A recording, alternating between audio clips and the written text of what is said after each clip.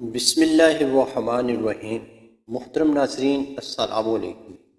آج میں آپ کے ساتھ سورہ کافرون کا تعارف، مقام نزول اور فضائل بیان کروں گا۔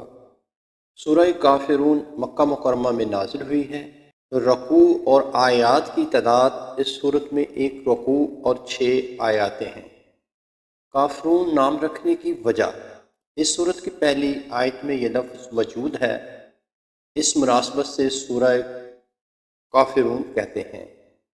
سورہ کافرون کے فضائل، حضرت فروہ بن نوفل رضی اللہ تعالی عنہ سے مروی ہے، حضور پر نور صلی اللہ تعالی علیہ وآلہ وسلم نے حضرت نوفل رضی اللہ تعالی عنہ سے ارشاد فرمایا، تم قل یا ایھا الکافرون پڑھ کر سویا کرو، کیونکہ یہ صورت شرک سے بری کرتی ہے۔ حضرت سعد بن ابی وقاص رضی اللہ تعالی عنہ سے روایت ہے، نبی کریم صلی اللہ تعالی علیہ وآلہ وسلم نے ارشاد فرمایا، جس نے سورت قل یا ایھا الکافرون پڑھی تو گویا کہ اس نے قرآن مجید کے چوتھائی حصے کی تلاوت کی۔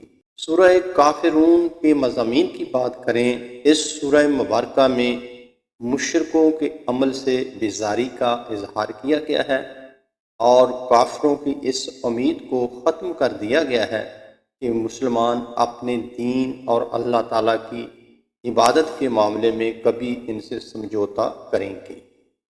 سبحان اللہ۔